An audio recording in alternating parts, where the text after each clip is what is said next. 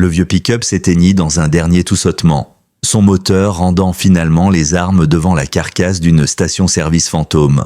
Pour l'ancien soldat abîmé, qui était Samuel Kane, ce décor en ruine représentait la gifle finale d'une existence déjà marquée par la perte. Pourtant, le berger allemand à ses côtés, un chien qu'il n'avait jamais voulu, ne fixait pas la décrépitude des lieux. Rex, son regard brûlant planté dans le sol fissuré, semblait percer le béton craquelé pour observer quelque chose d'enfoui. Un secret de 200 millions de dollars, prêt à bouleverser le destin de Samuel ou à le condamner. 3 verres de whisky plus tôt, la brûlure dans sa gorge ne s'était pas adoucie. C'était la même morsure, une flamme familière, une punition volontaire qui réduisait en cendres les souvenirs enfouis dans les coins sombres de son esprit. Dans la pénombre de son appartement exigu, Samuel Kane, 37 ans mais déjà le visage marqué comme un vieillard, contemplait la lumière ambrée de son verre. La lueur unique d'un lampadaire filtrant par une vitre poussiéreuse donnait à l'alcool des reflets presque sacrés. Laissez un petit j'aime et partagez vos impressions dans les commentaires en précisant la ville d'où vous nous regardez. Maintenant, reprenons l'histoire. Autrefois ranger dans l'armée, son corps élancé s'était transformé en une silhouette d'angles aigus recouvert d'une chemise à carreaux usés. Ses cheveux bruns, coupés courts par habitude, portaient déjà des touches grises sur les tempes. Sur la table devant lui, une photo jaunie témoignait d'un autre temps. 2 soldats en uniforme désertique, leurs bras, passés l'un autour de l'autre, riaient au soleil écrasant d'Afghanistan. Samuel et Peter, avant l'explosion, avant le silence, avant que la culpabilité ne devienne une ombre permanente dans la vie de Samuel. Il leva son verre vers l'image, comme un toast au fantôme de son frère d'armes. Le whisky fit son travail, brouillant les contours du souvenir juste assez pour le rendre supportable. Mais le son strident du téléphone transperça brutalement cette torpeur. Il l'ignora, il insista. D'un soupir mêlé de regret et d'alcool, Samuel attrapa l'appareil. L'écran indiquait « Cabinet Anderson, son avocat de famille ». « Kane » dit-il d'une voix grave, râpeuse. « Monsieur Samuel Kane » répondit une voix sèche, professionnelle, glaciale. C'était maître Anderson, un homme taillé dans le cuir et les dossiers reliés. « Je vous appelle pour vous annoncer une nouvelle malheureuse. Cela concerne votre père, le colonel Richard Kane. Je suis désolé de vous informer qu'il est décédé ce matin paisiblement. » Samuel resta silencieux. Paisiblement, jamais il n'aurait associé ce mot à son père. Le colonel Kane, c'était une statue de granit, un bloc d'autorité et de devoir, un homme qui avait existé dans sa vie comme une ombre rigide, lointaine, presque étrangère. Les obsèques auront lieu jeudi, cérémonie privée. Poursuivit l'avocat sans émotion. La lecture du testament se fera vendredi, 10h, à mon bureau. Vos frères et sœurs ont été prévenus.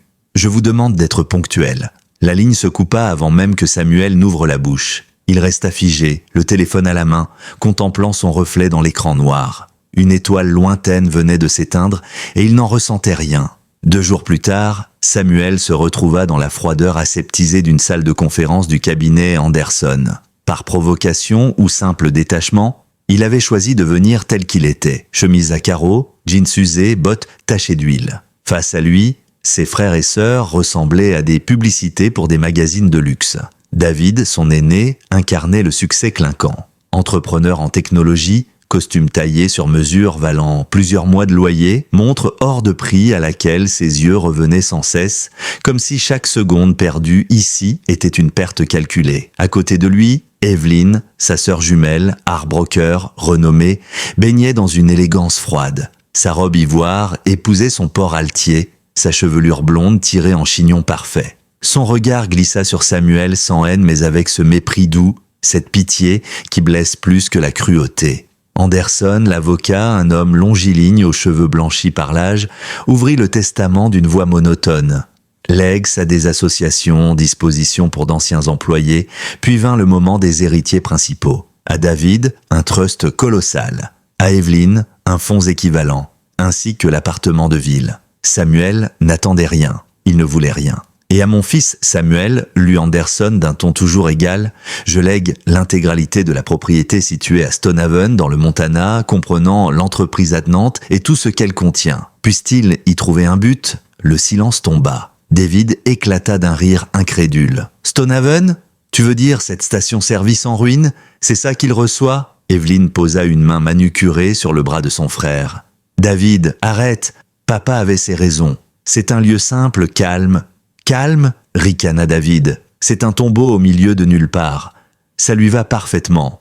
Au moins, tu auras un toit, petit frère. Si les murs tiennent encore... » La mâchoire de Samuel se crispa. Il se mura dans son silence, observant le veinage du bois sous ses doigts. Toujours la même image, l'échec. Le soldat brisé, incapable de se reconstruire. Son père semblait avoir validé ce verdict. « Il y a un dernier point ?» ajouta Anderson en ajustant ses lunettes, une clause personnelle non négociable. Le compagnon du colonel, Rex, doit rester sur la propriété et sous la garde exclusive de Samuel Kane. La porte s'ouvrit. Une assistante entra, tenant une laisse de cuir. Dans l'embrasure apparut le plus impressionnant des bergers allemands. Grand, massif, poil épais, couleur charbon et crème, allure noble, yeux sombres d'une intelligence troublante. Il ne jappa pas, ne geignit pas. Il se tenait droit, sentinelle silencieuse. « Un chien ?» lança David avec dédain. « Et tu veux qu'il en fasse quoi ?» Evelyne détourna à peine la tête, crispée. « J'espère qu'il est dressé. » Mais Rex ne leur accorda pas un regard. Ses yeux restaient fixés sur Samuel. Longue, silencieuse confrontation. Pas d'affection, mais une intensité presque humaine qui fit frissonner Samuel. « Je ne veux pas de chien », lâcha-t-il enfin. « Les termes sont absolus », répliqua l'avocat, poussant les papiers vers lui. « Accepter la propriété implique d'accepter le chien. Signé ici. » Résigné, Samuel prit le stylo. Chaque griffe sur le papier sonnait comme une condamnation. Quelques minutes plus tard, il sortit du bâtiment, la laisse lourde dans sa main. Rex marchait à son rythme, calme, observateur. Arrivé au pick-up cabossé, Samuel ouvrit la portière. Sans un ordre, le chien grimpa et s'assit, stoïque, regardant droit devant lui. Le moteur gémit, le véhicule s'ébranla, et dans le silence oppressant de l'habitacle, l'homme brisé et le chien stoïque roulèrent vers l'ouest, en direction des montagnes et d'un héritage poussiéreux. Le trajet fut long, avalant des heures de bitume dans un silence presque cérémoniel. Samuel conduisait sans un mot, ses mains crispées sur le volant, tandis que Rex, immobile sur le siège passager, fixait le paysage comme s'il surveillait l'horizon. À travers les vitres sales du vieux pick-up, les plaines s'étiraient immenses, ponctuées de montagnes bleutées au loin. La lumière du soir se déclinait en nuances d'or et de pourpre, donnant à la route un aspect irréel, comme si elle menait vers un autre monde. Lorsqu'ils arrivèrent enfin à Stonehaven, le soleil commençait à plonger derrière les cimes. Le village n'était guère plus qu'une poignée de bâtiments fatigués alignés le long d'une route à deux voies. Quelques devantures décrépies, des enseignes délavées et au bout de la rue, le legs qui lui revenait. L'enseigne accrochée de travers à un poteau rouillé annonçait « Kane's Service Station ». La peinture, autrefois éclatante, s'écaillait en lambeaux et l'étoile de son logo avait viré au jaune maladif. Deux pompes à essence antique, dressées comme des squelettes oubliés, se tenaient sur l'îlot de béton fissuré. La petite boutique attenante, avec son garage fermé, affichait des vitres si opaques de crasse qu'aucune lumière n'y passait. Samuel resta un moment assis dans la voiture, moteur coupé, observant ce décor comme on contemple une tombe. Voilà donc ce que son père lui avait laissé. Une station-service morte, un monument à l'abandon. Plus qu'un héritage, c'était une malédiction. Il poussa un long soupir et descendit du véhicule. Rex bondit à ses côtés, silencieux, le museau levé, ses oreilles frémissant à chaque bruit. Le chien ne paraissait pas découragé. Il observait simplement les alentours avec cette concentration inébranlable qui le caractérisait. L'appartement au-dessus du magasin s'ouvrit grâce à une clé fournie par l'avocat. La porte grinça et un souffle de poussière s'engouffra. À l'intérieur, les meubles étaient recouverts de draps blancs, dessinant des silhouettes fantomatiques dans la pénombre. Des particules dansaient dans les rayons obliques du soleil couchant, qui traversaient les vitres souillées. L'air sentait le renfermé, le vieux bois et la solitude. Samuel eut la désagréable impression d'entrer dans un mausolée. Son premier réflexe, brutal et incontrôlable, fut d'aller chercher de l'alcool. Il ouvrit frénétiquement les placards de la cuisine, fouillant parmi des boîtes de conserve oubliées, jusqu'à ce qu'il mette la main sur ce qu'il cherchait. Une bouteille de whisky à moitié pleine, abandonnée par son père. Ses doigts tremblaient lorsqu'il remplit un verre poussiéreux et l'avala d'un trait. La brûlure familière le rassura, comme une vieille habitude morbide. Il en servit un deuxième, puis un troisième. s'adossant au plan de travail pendant que la chaleur toxique se diffusait dans ses veines. Assis dans un coin, Rex l'observait. Ses yeux sombres brillaient d'un éclat indéchiffrable. Il ne jappait pas, ne bougeait pas, se contentant de fixer son nouveau maître. Lorsque la nuit tomba, le vent dehors siffla à travers les interstices, un gémissement lancinant qui rappelait trop de souvenirs. Samuel ferma les yeux et l'Afghanistan ressurgit. La chaleur écrasante, la poussière brûlante, les pas lourds sur une piste incertaine. À ses côtés, Peter avançait, son arme en bandoulière, un sourire dans la voix. « Dès qu'on rentre, je prends Lisa au restaurant italien près du lac. Tu sais, celui avec les nappes à carreaux. Et ensuite, je lui demande de m'épouser. » Samuel avait ri en posant une main sur l'épaule de son amie. Elle serait folle de refuser. Ou folle d'accepter, avait répondu Peter en riant. Ils étaient frères, soudés par la guerre, par les nuits de peur et les jours de feu. Peter était la lumière, Samuel l'ombre. Ensemble, ils avançaient, jusqu'à l'instant où tout bascula. Une lumière blanche, aveuglante, un souffle monstrueux, un rugissement qui déchira le monde. Samuel avait été projeté au sol, son casque raclant les pierres, ses oreilles hurlant sous une cloche assourdissante. Il avait crié le nom de son ami, cherché dans la poussière suffocante, trébuché jusqu'au cratère béant. Et là, il n'avait trouvé que des morceaux de ce qui avait été Peter. La vision le fit sursauter. Il se retrouva de nouveau dans la cuisine sombre du Montana, ses doigts crispés sur le plan de travail. Le fantôme de son camarade pesait encore sur sa poitrine. Tremblant, il se tourna vers le whisky. Ses mains cherchaient la bouteille comme un naufragé cherche une bouée. Mais un son doux, un gémissement, l'arrêta. Rex s'était levé. Le chien s'approcha, posa son museau contre la main de Samuel.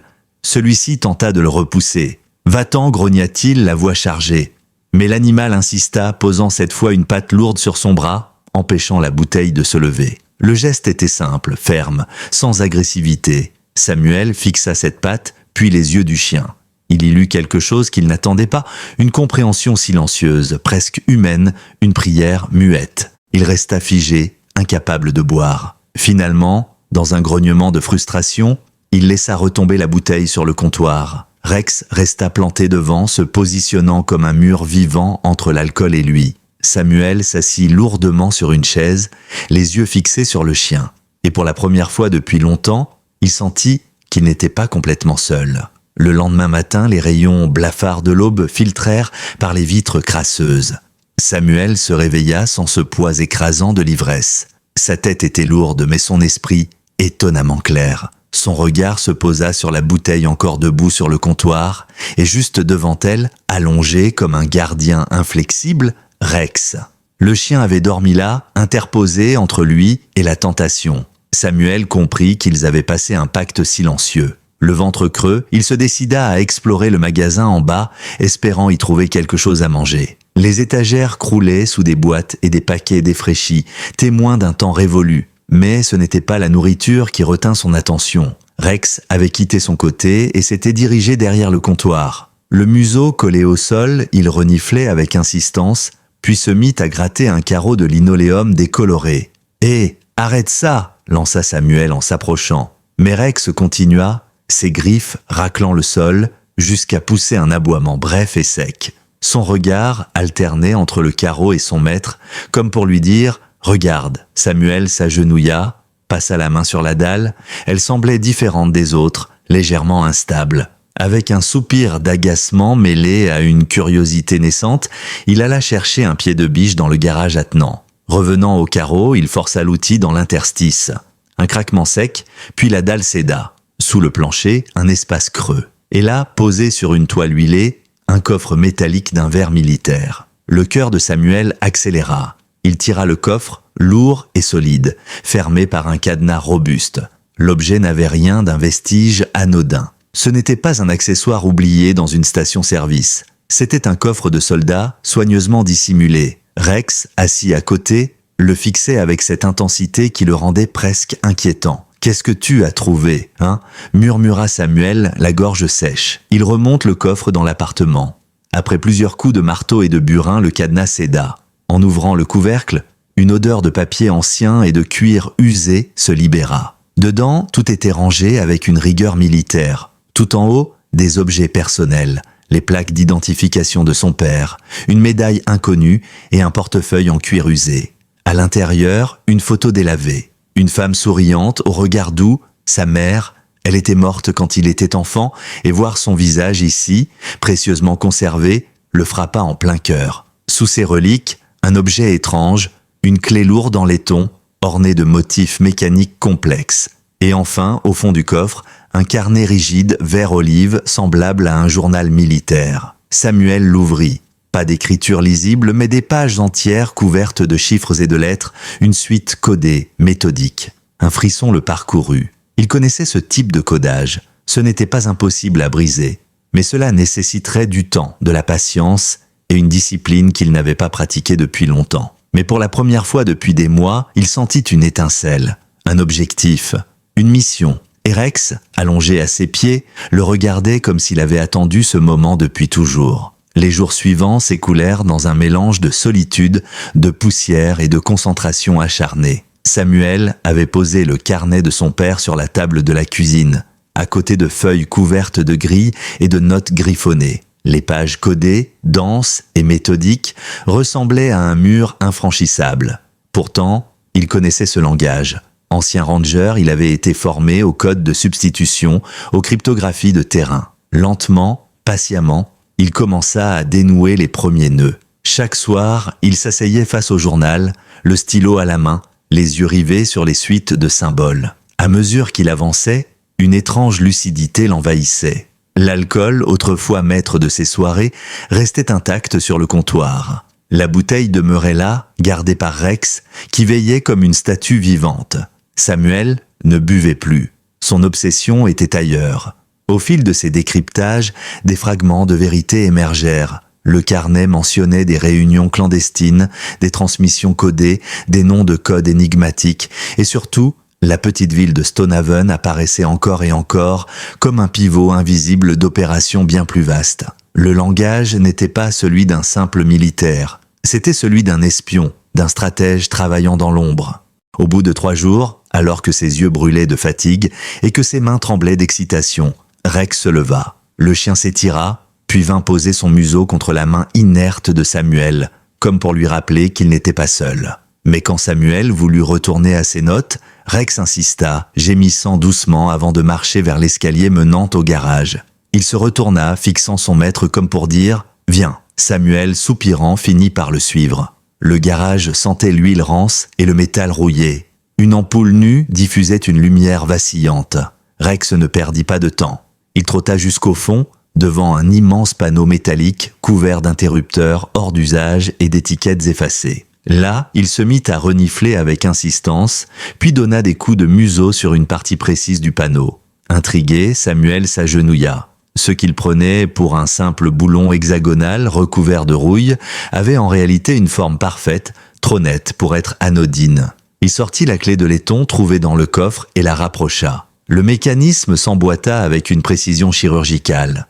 Son cœur accéléra. Avec une hésitation, il tourna la clé. Un léger sifflement hydraulique s'éleva, suivi d'un grondement discret. Lentement, tout le panneau glissa sur le côté, révélant une porte d'acier brossé impeccablement conservée. Un voyant vert s'alluma au-dessus. Samuel resta figé, le souffle court. Rex, lui, se contenta de battre l'air de la queue comme s'il savait qu'il venait d'arriver au but. La porte coulissa, dévoilant un ascenseur étroit, éclairé d'une lumière blanche et froide. Samuel jeta un dernier regard vers l'obscurité du garage, puis fit un pas à l'intérieur. Rex entra sans hésitation, s'assit calmement, fixant son maître comme pour lui dire qu'il n'y avait pas de retour possible. La porte se referma et l'ascenseur descendit dans un silence absolu, d'une fluidité presque irréelle. Quand les portes s'ouvrirent de nouveau, Samuel eut l'impression de pénétrer dans un autre monde. Devant lui, une vaste salle circulaire, immaculée, s'étendait sous un éclairage parfait. Des rangées entières de serveurs clignotaient contre un mur, leurs diodes pulsant comme des étoiles artificielles. Des cartes du monde, couvertes d'annotations et de punaises, tapissaient un autre pan de la pièce. Au centre, une console de commandement massive, entourée de moniteurs noirs, semblait attendre son utilisateur. Le bourdonnement régulier des machines emplissait l'air, un son grave, presque rassurant. Samuel fit quelques pas, ses bottes résonnant sur le sol impeccable. Et c'est alors que l'écran principal s'illumina. Le visage de son père apparut figé dans une vidéo préenregistrée. Le colonel Richard Kane, en uniforme impeccable, le fixait de ses yeux perçants. Ses cheveux grisonnants étaient impeccablement coiffés. Son allure droite, sa voix ferme. « Samuel, si tu regardes ceci, c'est que tu as trouvé ton chemin. Et cela signifie que ma foi en toi n'était pas mal placée. » Samuel sentit sa gorge se serrer. Il n'entendait pas un père, mais un officier. Le ton était celui d'un briefing militaire. Le colonel continua. « Ce lieu est identifié comme poste avancé Delta 7. J'en suis le commandant depuis 32 ans. La station-service de Stonehaven n'était qu'une couverture, une façade banale qu'aucun regard ne pouvait soupçonner. Ma vie entière ici fut une mascarade. Mais une mascarade au service de mon pays. » La voix de son père ne tremblait pas. Il parlait d'années d'espionnage, de communications secrètes, de missions clandestines pendant la guerre froide. Derrière les murs ternes de la station se cachait un centre stratégique, un sanctuaire où se croisaient des agents sous couverture, des transmissions cryptées et des décisions vitales. Puis la révélation tomba, brutale. Une vie de ce genre, avec ses risques et ses sacrifices, s'accompagne d'une compensation particulière. Grâce à mes missions, mais aussi à des investissements soigneusement dissimulés, j'ai constitué un capital considérable. La valeur totale des actifs que je te transmets est estimée à 200 millions de dollars. Samuel recula d'un pas, abasourdi. 200 millions. Lui qui vivait dans un taudis, qui réparait un pick-up agonisant, venait d'apprendre que son père avait amassé une fortune colossale dans le silence et la dissimulation. « Je ne t'ai pas choisi par pitié », poursuivit l'image du colonel. David et Evelyn ne connaissent que l'ambition et l'avidité. Ils auraient gaspillé cet héritage. Toi, tu es un soldat. Tu as connu le sacrifice, la douleur, la loyauté. Tu comprends la valeur de ce que je laisse derrière moi. Ce n'est pas qu'une somme. C'est un outil, une arme. À toi désormais d'en décider l'usage. L'écran s'éteignit, ne laissant que le bourdonnement sourd des machines. Samuel resta debout, immobile, l'esprit noyé par un mélange de vertige et de colère. Toute sa vie, son père avait été une muraille froide. Et voilà qu'il lui révélait après sa mort une vie secrète, un héritage de 200 millions et un rôle de gardien d'un poste invisible. Il baissa les yeux vers Rex. Le chien, fidèle, s'était assis calmement à côté de lui. D'un geste lent, il posa sa tête contre la main de Samuel. Et à cet instant, Samuel comprit. Ce chien n'était pas seulement une contrainte du testament. Il avait été préparé, choisi pour l'accompagner. Un guide, un protecteur. Samuel inspira profondément. Il n'était plus seulement un vétéran brisé dans un village oublié. Il était désormais le dépositaire d'un secret colossal. Et sa nouvelle mission venait de commencer. Samuel resta de longues minutes immobile au milieu de la salle circulaire. Le silence, seulement rompu par le ronronnement des serveurs, lui donnait l'impression d'être à la fois minuscule et investi d'une mission immense. L'air sentait le métal froid, la climatisation et quelque chose d'étrangement rassurant, l'ordre. Tout ici respirait la rigueur militaire de son père. Il fit quelques pas hésitants vers la console centrale. Les écrans noirs reflétaient son visage fatigué, comme si le lieu l'observait à son tour. Avec appréhension, il s'assit dans le large fauteuil en cuir. À peine installé, un des moniteurs s'alluma, affichant une simple ligne « MO de passe ». Samuel fronça les sourcils.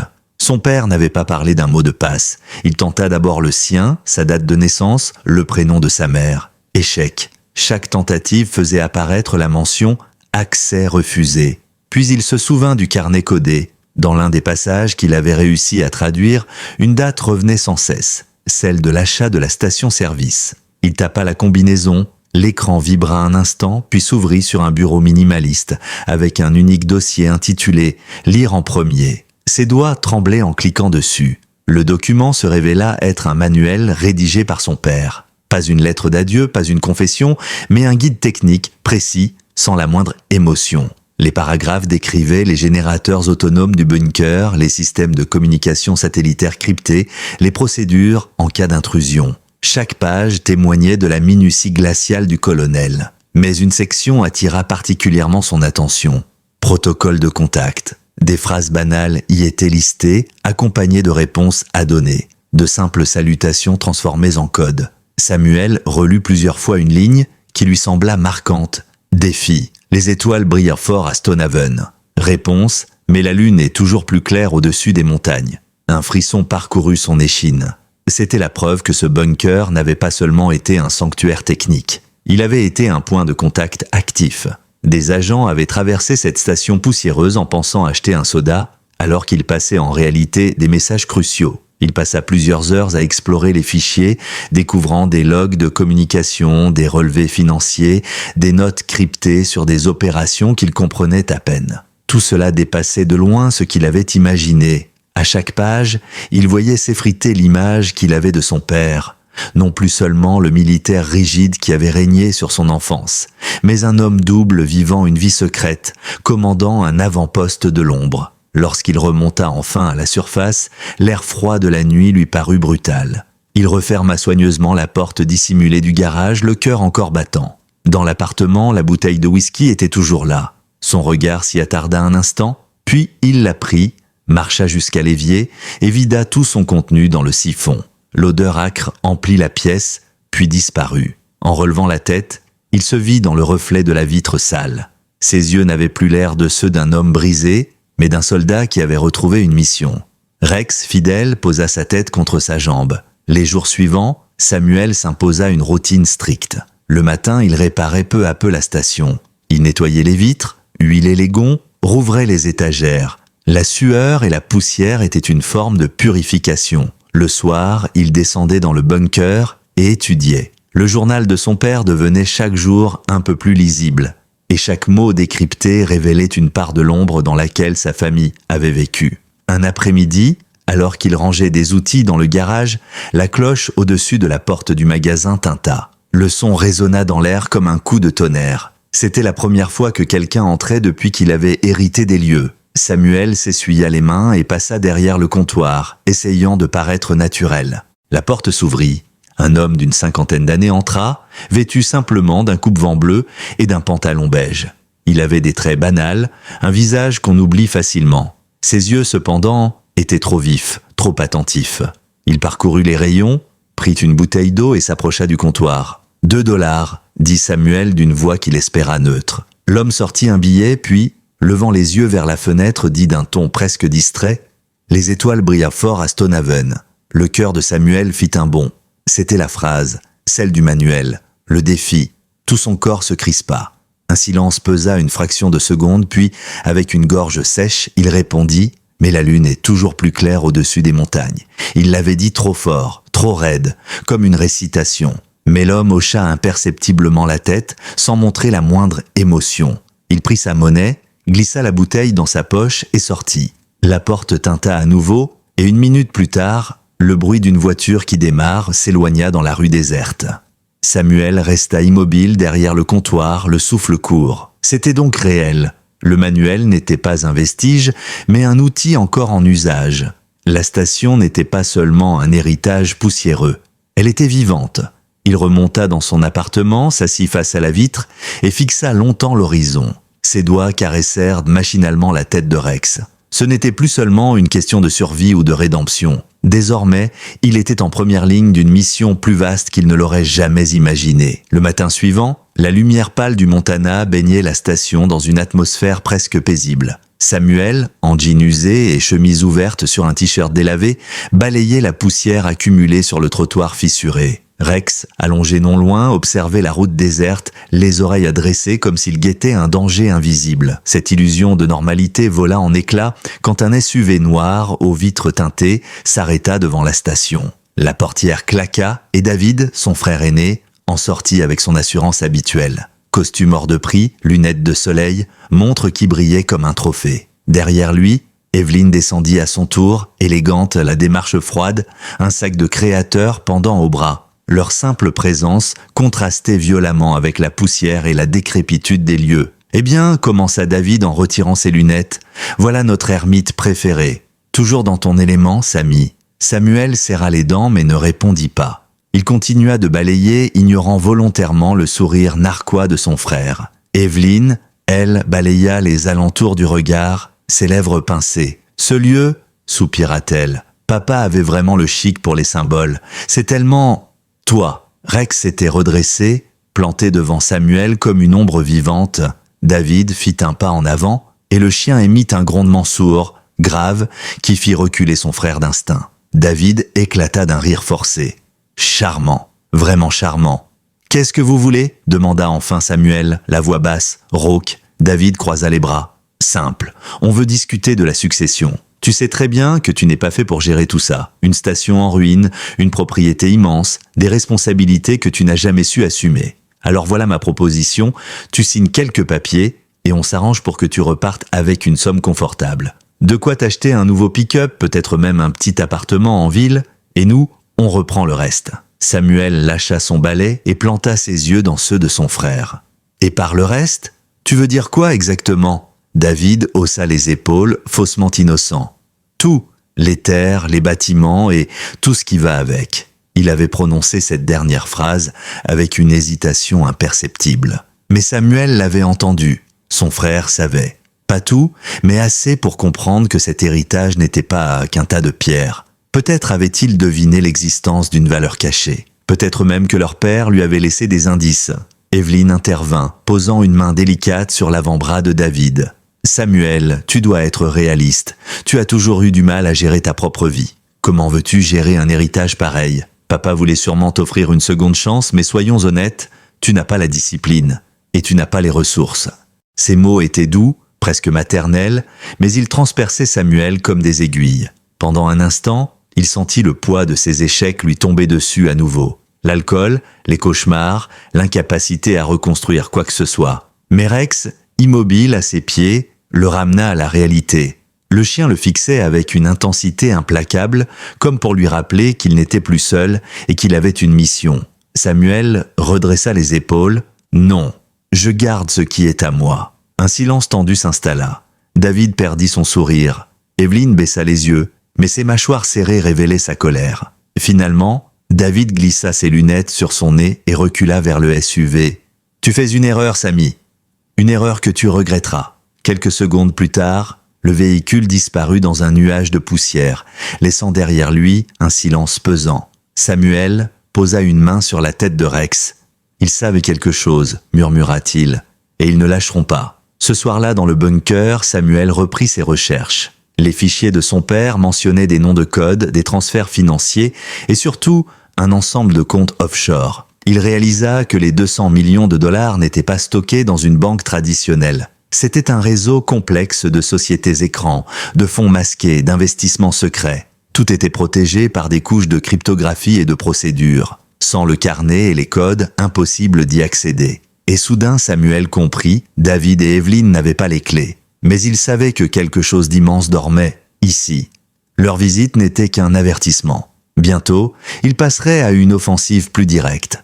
Alors qu'il réfléchissait à ses prochaines actions, une alerte clignota sur l'un des moniteurs. Une connexion entrante, chiffrée. Samuel hésita, puis valida l'accès. L'écran afficha une silhouette anonyme, brouillée, la voix modifiée par un filtre électronique. « Poste avancé Delta 7 ?» demanda la voix. Samuel sentit son cœur s'emballer. « Oui. » Code de reconnaissance, dit la silhouette. Son esprit s'embrouilla. Il se souvenait à peine de la phrase, il la répéta, la gorge sèche, mais la lune est toujours plus claire au-dessus des montagnes. Un silence, puis la voix répondit « Alors le protocole est intact. Bienvenue gardien, nous allons tester votre loyauté. Préparez-vous. » L'écran s'éteignit aussitôt, ne laissant que son reflet troublé dans le verre noir. Samuel posa ses mains sur le bureau, haletant. Il venait d'être admis dans un jeu dont il ignorait encore les règles.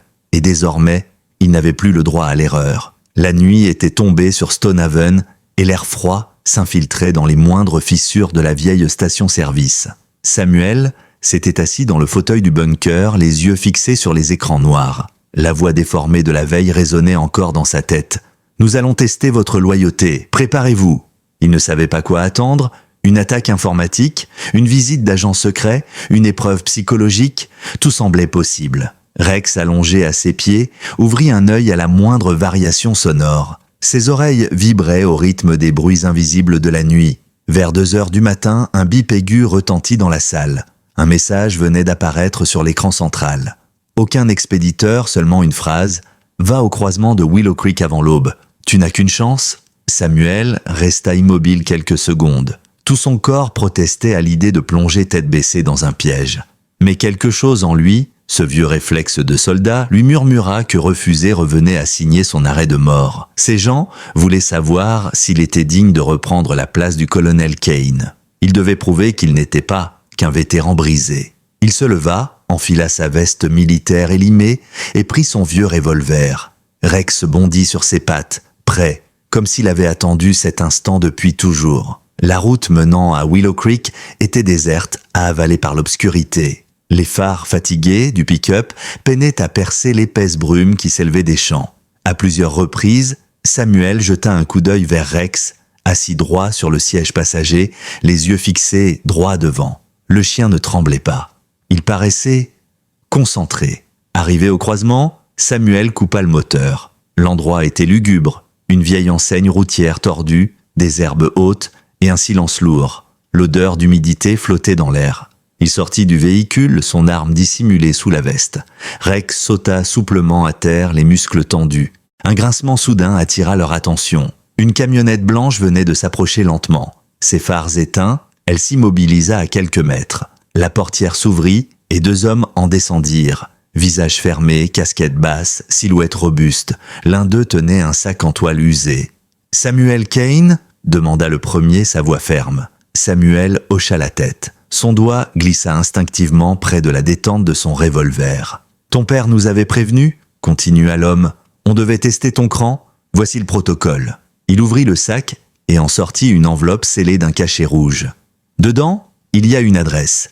Si tu es vraiment digne de continuer ce que ton père a bâti, tu y trouveras ce qu'il faut. Mais attention, ce n'est pas un jeu. Si tu échoues, tu n'auras pas de seconde chance. Samuel tendit la main, mais avant que ses doigts ne touchent l'enveloppe, l'autre homme sortit brusquement un pistolet et le pointa sur sa poitrine. Rex grogna aussitôt, un grondement profond et menaçant qui résonna dans la nuit. « Calme ton chien, dit l'homme armé, ou il n'y aura pas d'épreuve. » Samuel leva légèrement la main. Rex, doucement, mais le chien ne bougea pas.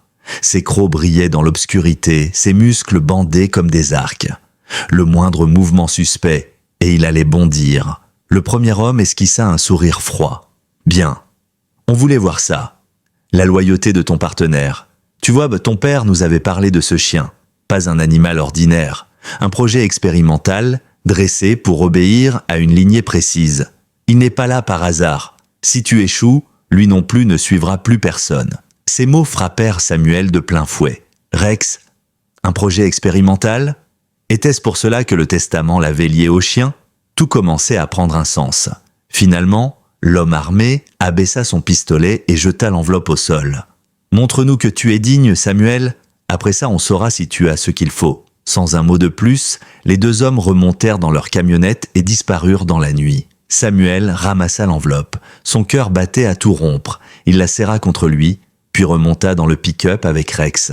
Le chien posa sa tête sur ses genoux, comme pour lui dire qu'ils étaient liés dans cette épreuve. De retour au bunker, il ouvrit enfin l'enveloppe. Une simple feuille pliée en 2, avec une adresse griffonnée à l'encre noire, 112 Orchard Street, Billings.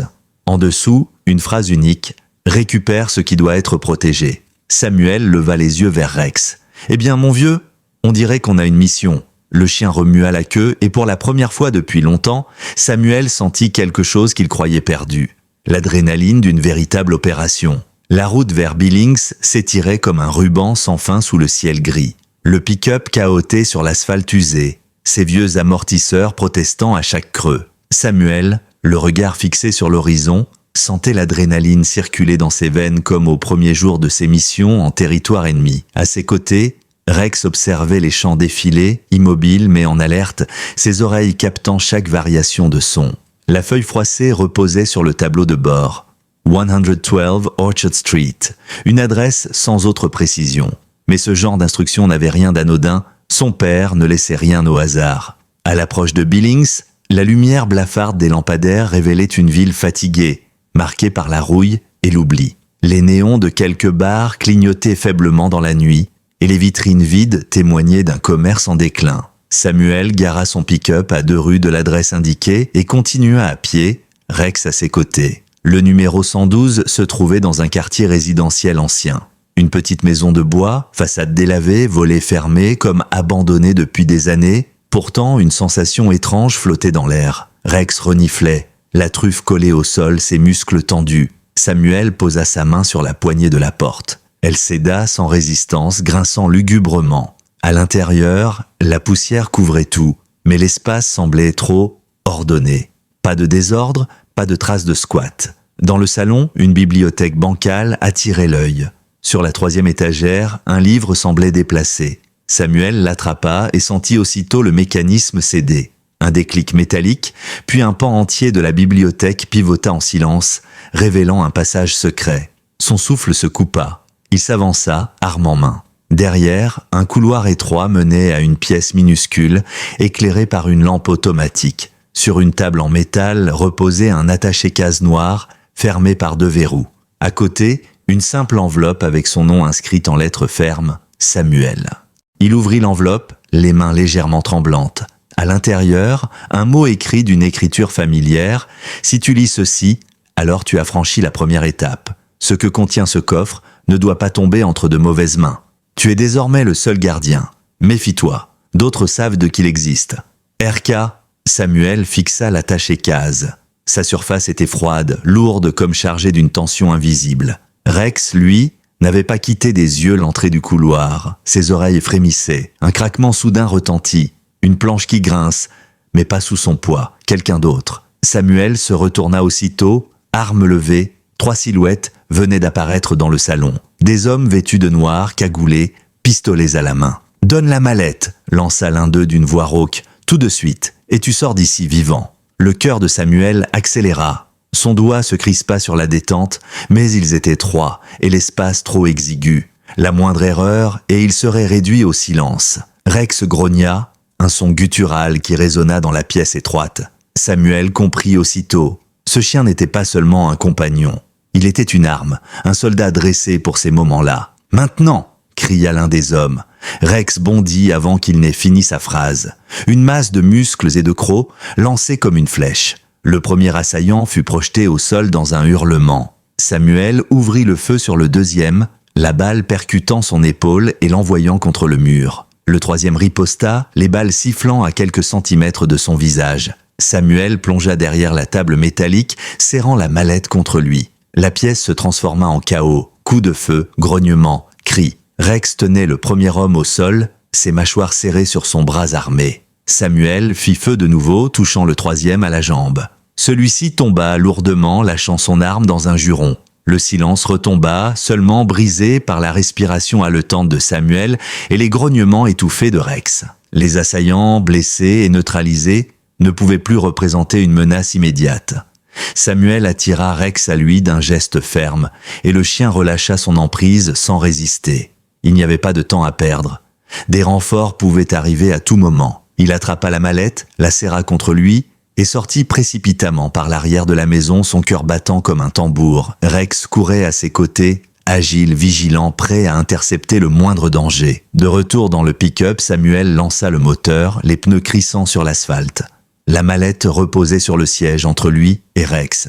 Ni l'un ni l'autre ne détournait le regard d'elle. Cette mission n'était plus un simple test. Quelqu'un savait. Quelqu'un voulait cette mallette et il était prêt à tuer pour l'obtenir. Samuel inspira profondément, le goût métallique de l'adrénaline encore dans sa bouche. « Quoi que ce soit, dit-il à voix basse, ça ne tombera pas entre leurs mains. » Rex tourna la tête vers lui et leurs regards se croisèrent. Pour la première fois, Samuel comprit que ce chien n'était pas seulement un protecteur. Il était un partenaire. Et désormais, ils étaient embarqués dans une guerre invisible. La route du retour vers Stonehaven se fit dans un silence pesant. Le pick-up tanguait sur l'asphalte usé, mais Samuel ne sentait presque pas les chaos. Son regard revenait sans cesse sur la mallette noire posée entre lui et Rex. Chaque seconde qu'elle restait fermée semblait augmenter sa densité, comme si elle pesait plus lourd que le métal qui la constituait. Il avait connu des missions où la moindre boîte contenait des vies, des données vitales ou des preuves accablantes. Mais jamais une simple mallette n'avait éveillé en lui un tel mélange de crainte et de curiosité. Rex, lui, n'avait pas quitté la mallette des yeux, la surveillant comme si elle pouvait s'ouvrir d'elle-même. De retour dans le bunker, Samuel verrouilla les portes, enclencha le générateur et posa la mallette sur la console centrale. La lumière blanche des néons faisait briller sa surface lisse. Il inspira profondément, puis fit sauter les 2 verrous. Un cliquetis sec, métallique, résonna dans la pièce. À l'intérieur, soigneusement rangé, se trouvaient plusieurs dossiers reliés. Un disque dur crypté et surtout une clé électronique fixée à une étiquette portant un simple mot, Patrio. Samuel sortit le premier dossier et l'ouvrit. Ses yeux parcoururent les pages à la hâte et son sang se glaça. Les documents détaillaient des opérations clandestines menées sur le sol américain, non pas contre des puissances étrangères, mais contre ses propres citoyens. Espionnage interne, surveillance de personnalités politiques, manipulation financière, orchestrée par une poignée de décideurs invisibles. Ces papiers reliaient plusieurs noms d'élus à des réseaux d'influence obscurs, des transferts d'argent offshore et des sociétés écrans qui finançaient des campagnes entières. Samuel se redressa, le cœur battant. C'était un complot, pas une simple affaire de corruption, mais un réseau tentaculaire qui avait infiltré l'État lui-même. Le disque dur, selon la note jointe, contenait les preuves numériques complètes, emails, enregistrements, transactions. Et la clé électronique, Patriot, était probablement la seule manière d'y accéder. Son père, le colonel Kane, n'avait pas seulement amassé une fortune. Il avait collecté des secrets capables de faire trembler le pays. Voilà pourquoi 200 millions de dollars reposaient dans l'ombre. Pas seulement des investissements, mais un arsenal financier et politique. Alors qu'il rassemblait les dossiers, une alarme discrète retentit dans le bunker. Une caméra extérieure venait de capter un mouvement. Samuel jeta un coup d'œil à l'écran. 2 SUV noirs venaient de s'arrêter non loin de la station. Des silhouettes en descendaient, lourdement armées. Ses ennemis n'avaient pas perdu de temps. « Merde !» souffla-t-il. Il rangea précipitamment les dossiers et la clé, referma la mallette et l'attacha à son poignet avec le bracelet métallique intégré. Rex grogna, prêt à bondir. Samuel coupa toutes les lumières, ne laissant que le bourdonnement discret des serveurs. À travers la caméra de surveillance, il vit les hommes encercler lentement le bâtiment. Leur discipline révélait une formation militaire. Pas des bandits improvisés. Non, ceux-là savaient ce qu'ils faisaient. Samuel attrapa son revolver, vérifia son chargeur et inspira profondément. Cela faisait longtemps qu'il n'avait pas ressenti cette montée d'adrénaline avant le combat. Mais cette fois, il n'était pas un soldat sous les ordres d'un supérieur. Il était seul. Et tout reposait sur lui. Un bruit sourd résonna au-dessus de sa tête. La porte d'entrée venait de céder. Des pas lourds martelaient le plancher de la station. Samuel guida Rex vers l'escalier latéral.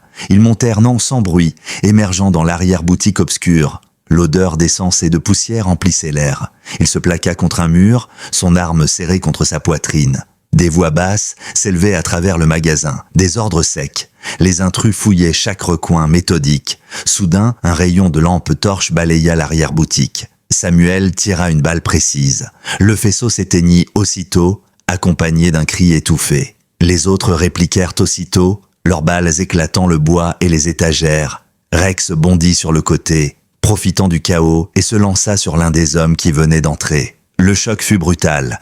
L'assaillant fut plaqué au sol dans un vacarme de verre brisé. Samuel tira de nouveau, touchant un deuxième homme à la cuisse. Les cris se mêlèrent aux aboiements rageurs, l'odeur de poudre envahit la pièce. Mais les assaillants étaient nombreux, et chaque seconde jouait contre lui.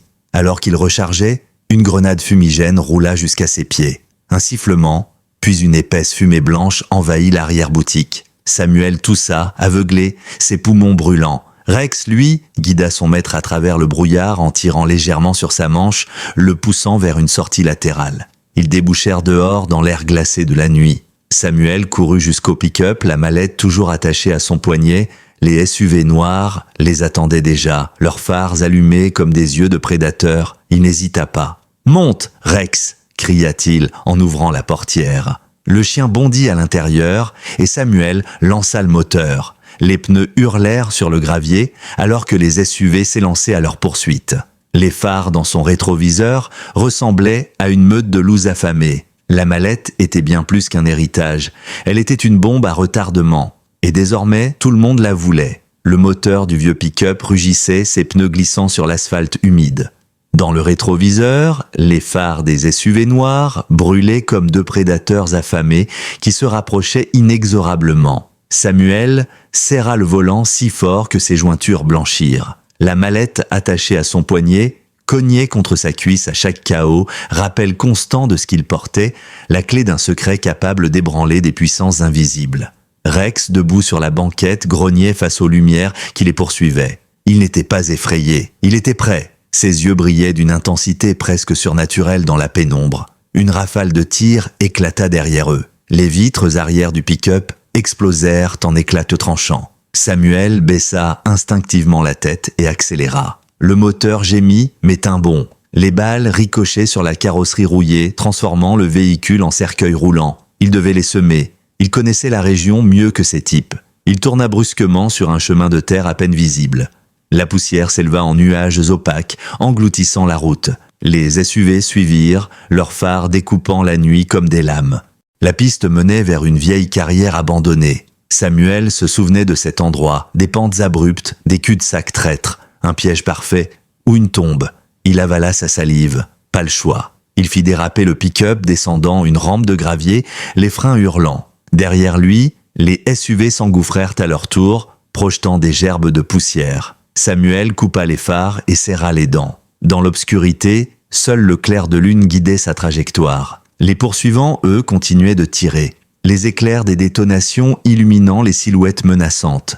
Une balle transperça le capot, et le moteur cracha un gémissement douloureux. L'aiguille de température grimpa en flèche. Samuel jura à voix basse, il ne tiendrait pas longtemps. Soudain, une lumière différente jaillit de la colline voisine. Pas les phares des SUV. Un projecteur puissant, accompagné du rugissement d'un moteur inconnu. Une Jeep militaire surgit de l'ombre, filant droit sur les poursuivants. Des rafales précises éclatèrent, visant les pneus. Le premier SUV dérapa brutalement et s'écrasa contre la paroi rocheuse dans une gerbe d'étincelles. Le second tenta de contourner, mais la Jeep le força à reculer. Samuel, hébété, profita de l'ouverture pour reprendre de la vitesse, remontant une rampe secondaire. Rex aboyait avec frénésie, comme s'il reconnaissait cette intervention. Arrivé en haut de la rampe, Samuel coupa brièvement le moteur, reprenant son souffle. La Jeep s'arrêta à quelques mètres, son projecteur braqué sur lui. La portière s'ouvrit, révélant une silhouette féminine. Cheveux attachés, veste tactique, fusil en bandoulière. Son visage, éclairé par la lune, était celui d'Isabelle Ace. Isabelle, l'ancienne partenaire de terrain de Samuel, disparue des radars depuis des années, t'as toujours su choisir les pires endroits pour tes embuscades, lança-t-elle d'une voix ferme mais teintée d'ironie. Samuel resta figé, incapable de répondre. Rex, lui, sauta aussitôt hors du pick-up et courut vers Isabelle, la queue battant l'air comme un fouet. Le chien l'accueillit comme une vieille connaissance, posant ses pattes contre elle avec un enthousiasme rare. « Toi aussi, tu te souviens, hein ?» murmura-t-elle en caressant Rex avant de lever les yeux vers Samuel. « On n'a pas beaucoup de temps. Ils ne vont pas abandonner. »« Qu'est-ce que tu fais ici ?» réussit-il à articuler, encore sous le choc. « Sauver ta peau, apparemment, » répondit-elle en désignant la mallette d'un signe de tête. « Et m'assurer que ça ne tombe pas entre de mauvaises mains. » Samuel comprit aussitôt. Elle savait. Peut-être pas tout, mais assez pour risquer sa vie ici, ce soir. Les moteurs des SUV résonnaient de nouveau dans la carrière. Le temps pressait. Isabelle lança un regard décidé vers Samuel. « Tu viens avec moi ou tu restes là à attendre qu'ils te réduisent en morceaux ?» Samuel hésita une fraction de seconde. Faire confiance à quelqu'un signifiait redevenir vulnérable. Mais les souvenirs de leur mission passée, de la confiance qu'il avait eue en elle autrefois, se réveillèrent comme une braise sous la cendre. Il acquiesça. On bouge. Ils montèrent dans la Jeep, Rex prenant place à l'arrière, toujours en alerte. Isabelle appuya sur l'accélérateur et le véhicule bondit hors de la carrière, laissant derrière lui le chaos et les flammes d'un SUV en feu. Alors que la Jeep filait dans la nuit, Samuel sentit pour la première fois depuis longtemps une étincelle d'espoir. Il n'était plus seul. Et si Isabelle était ici, c'était que le complot autour de la mallette était bien plus vaste qu'il ne l'avait imaginé. La Jeep avalait les kilomètres sur une route déserte, ses phares découpant la nuit comme deux lames pâles. Le vent sifflait à travers les vitres entr'ouvertes, et Samuel, toujours la mallette enchaînée à son poignet, gardait le silence. Ses pensées bouillonnaient. Isabelle, vivante, là, à ses côtés. Isabelle, qu'il avait cru disparue dans une mission en Europe de l'Est 6 ans plus tôt. Rex, assis à l'arrière, n'avait pas quitté Isabelle des yeux. Il la fixait avec une intensité qui frôlait la dévotion, comme s'il savait depuis toujours qu'elle reviendrait. Finalement, Samuel brisa le silence. « Tu devrais m'expliquer. J'ai passé des années à croire que tu étais morte.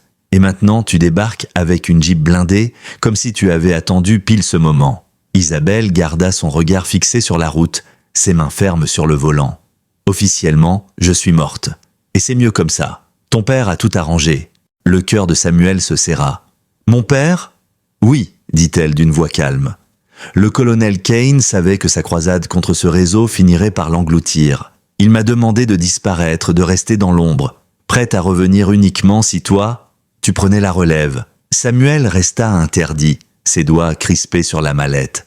Donc tout ça faisait partie de son plan, compléta Isabelle. Il ne voulait pas que tu portes ce fardeau seul. Il savait que tu lutterais contre tes propres démons. Mais il savait aussi que Rex serait ton ancre et que tôt ou tard, tu aurais besoin de moi. Elle tourna enfin la tête vers lui, son regard sombre illuminé par la lueur du tableau de bord. Tu n'as pas été choisi par hasard, Samuel. Ton père a confié à Rex une mission bien précise. Rester avec toi jusqu'à ce que tu sois prêt. Ce chien n'est pas qu'un animal.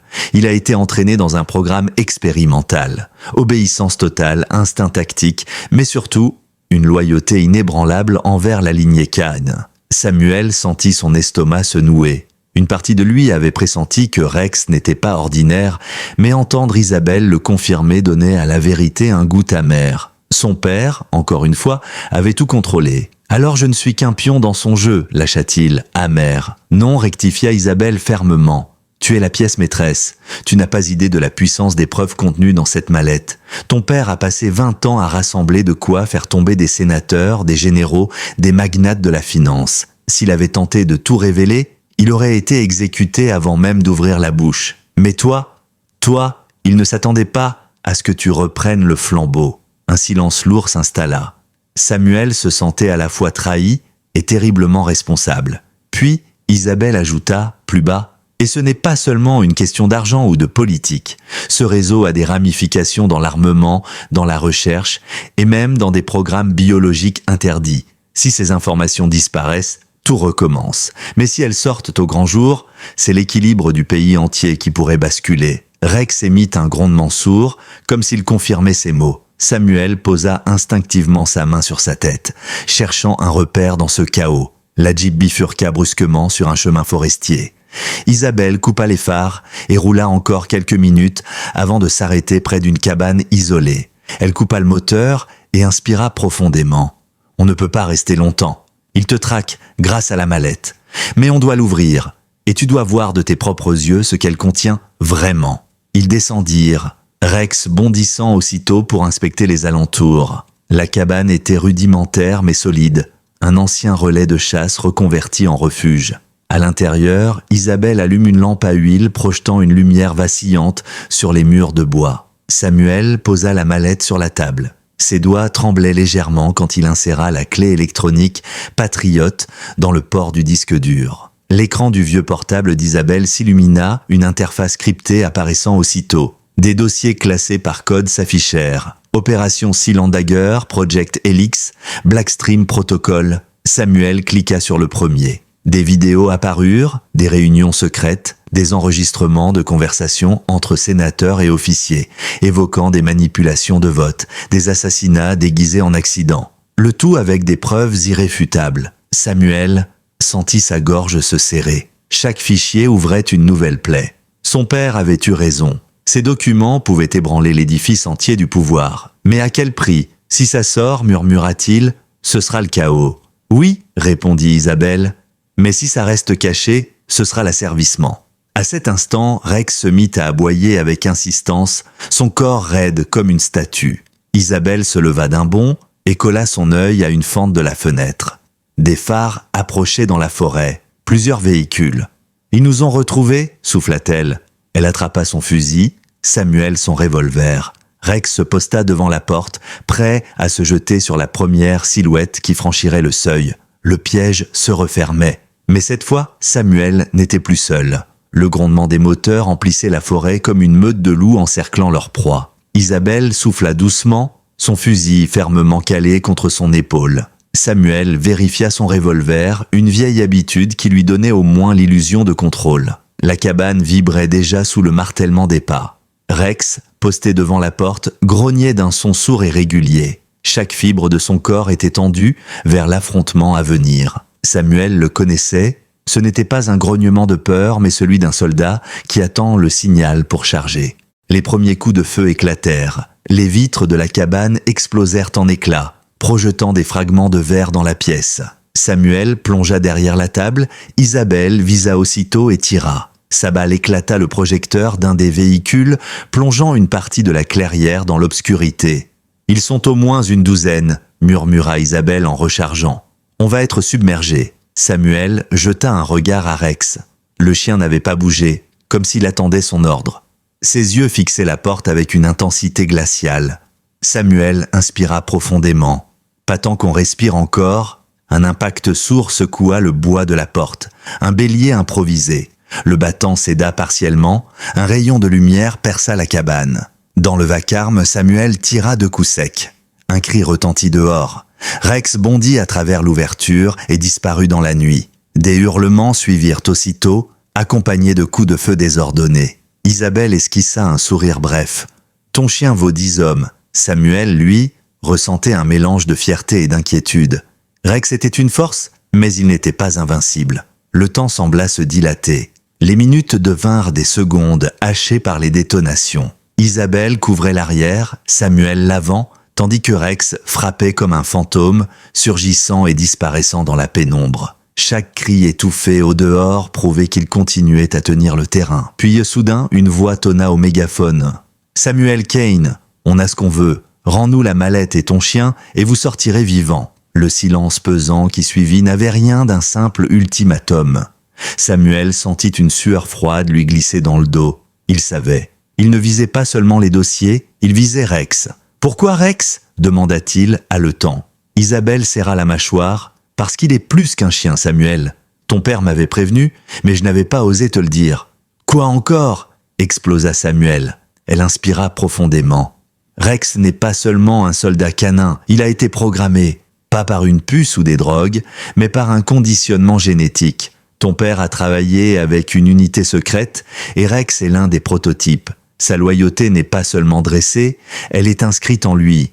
Et elle est liée à toi, Samuel. » Samuel resta figé, son souffle coupé. Tout prenait un sens brutal. Pourquoi Rex l'avait choisi lui? Pourquoi il semblait anticiper chaque geste? Ce lien n'était pas uniquement émotionnel, il était biologique. La voix au mégaphone reprit, plus pressante. « Dernier avertissement, Kane, la mallette et le chien, sinon vous ne sortirez pas d'ici. » Samuel serra la mallette contre lui, le métal froid collé à sa peau. Son père avait tout prévu. Les documents, Isabelle, Rex... Et maintenant, la vérité éclatait. Rex n'était pas seulement son allié. Il était la clé vivante de ce complot. Isabelle posa une main ferme sur son bras. « On n'a plus de temps. Tu dois décider. Soit on se rend, et ils prennent Rex pour leurs propres expériences, soit on se bat jusqu'au bout. Mais si on tombe ici, la vérité meurt avec nous. » Samuel croisa le regard d'Isabelle, puis celui de Rex qui venait de réapparaître, le museau taché de sang, haletant mais debout. Le chien s'approcha et posa sa tête contre la jambe de Samuel, comme pour dire « Je suis prêt, quoi qu'il arrive ». Un calme étrange envahit Samuel. Il savait ce qu'il devait faire. Pas seulement pour lui, ni pour son père, mais pour Rex, pour Isabelle, et pour tout ce que cette mallette représentait. Il chargea son revolver une dernière fois, ses gestes sûrs malgré la fatigue. « Alors on se bat, jusqu'au bout ». Isabelle hocha la tête, le regard dur. Rex se posta devant eux, un mur de muscles et de loyauté. Dehors, les assaillants se préparaient à l'assaut final. Les ombres dansaient, les armes brillaient sous la lune. Le monde entier semblait retenir son souffle. Et dans cette cabane isolée, un vétéran brisé, une femme disparue et un chien hors du commun s'apprêtaient à livrer la bataille qui déciderait du destin de tout un réseau, et peut-être de leur propre survie. Le silence dans la cabane était lourd, presque sacré. Samuel entendait chaque battement de son cœur comme le martèlement d'un tambour de guerre. Isabelle ajusta son fusil, le canon pointé vers la porte brisée, tandis que Rex, immobile, fixait l'entrée avec des yeux d'acier. Dehors, les ennemis se mettaient en place. On devinait leurs silhouettes derrière les troncs, leurs murmures stratégiques portés par le vent. Puis, l'assaut commença. Une déferlante, grenades assourdissant, tirs nourris, éclats de bois volant en tous sens. La cabane trembla comme un navire en pleine tempête. Samuel tira à travers la fumée, touchant 2 silhouettes qui s'effondrèrent dans un cri étouffé. Isabelle couvrait son flanc, méthodique, chaque balle trouvant sa cible. Mais ils étaient trop nombreux. Les assaillants se faufilaient par les fenêtres, par les brèches du mur. Le chaos engloutit la pièce. Samuel, se retrouva plaqué au sol par un adversaire, son revolver arraché de ses mains. Rex surgit comme un éclair, croc déployé, et projeta l'homme au sol dans un hurlement. Le sang éclaboussa le plancher, mais Rex ne ralentit pas. Isabelle bascula derrière une commode, rechargeant à toute vitesse. « On ne tiendra pas !» cria-t-elle. « Pas comme ça !» Samuel se redressa, haletant, les oreilles bourdonnantes sous les détonations. Son regard tomba sur la mallette. Pas seulement des dossiers, pas seulement des preuves, c'était une arme politique, un levier de pouvoir. Et soudain il comprit. « On n'a pas besoin de gagner le combat », lança-t-il à Isabelle. « On a besoin de sortir d'ici avec ça. » Isabelle acquiesça d'un signe bref. « Alors il faut une diversion. » À cet instant, une explosion fit voler un pan entier du mur arrière. La cabane n'était plus qu'un champ de ruines. La fumée, les flammes, les cris, tout se mêlait dans une cacophonie infernale. Rex, couvert de poussière, se planta devant Samuel et Isabelle. Il aboya furieusement comme pour dire « Suivez-moi ». Puis il fonça à travers l'ouverture béante. Sans réfléchir, Samuel et Isabelle se lancèrent derrière lui. Les balles sifflaient dans la nuit, traçant des éclairs mortels autour d'eux. Ils coururent à travers la forêt, les branches fouettant leurs visages, les pas des poursuivants résonnant tout près. Rex ouvrait la voie, zigzagant avec une précision surnaturelle, les guidant vers des passages où les balles avaient moins de chances de les atteindre. Après plusieurs minutes d'une fuite haletante, ils atteignirent une clairière. Là, un hélicoptère camouflé les attendait, ses pales déjà en rotation. Isabelle esquissa un sourire. « Cadeau de ton père. Il avait tout prévu, jusqu'à la dernière sortie de secours. » Mais avant qu'il n'atteigne l'appareil, des silhouettes émergèrent de l'ombre. Le chef des assaillants, un colosse au visage marqué de cicatrices, leur barra la route, son arme pointée droit sur eux. « Donne-moi la mallette, Kane !» gronda-t-il, « ou je fais tomber ton chien sous tes yeux. » Samuel sentit la rage l'envahir. Rex grogna, prêt à bondir. Isabelle serra son fusil, mais elle savait, à cette distance, l'homme tirerait le premier. Alors, Samuel fit quelque chose d'inattendu. Il leva la mallette bien haut, son bras tendu. « Tu la veux ? Viens la chercher !» Dans le mouvement, il pressa un bouton dissimulé sous la poignée. Une petite LED rouge clignota. Isabelle comprit aussitôt, la mallette contenait un dispositif d'autodestruction. Le chef recula, surpris. « Tu bluffes ?» Samuel planta son regard dans le sien. « Essaie et tu verras. » Pendant une fraction de seconde, le temps sembla suspendu. Puis Rex bondit. Sa trajectoire fut parfaite, son corps lancé comme une arme vivante. Il percuta les colosses de plein fouet, ses crocs s'enfonçant dans son bras armé. L'homme hurla, tirant à l'aveuglette.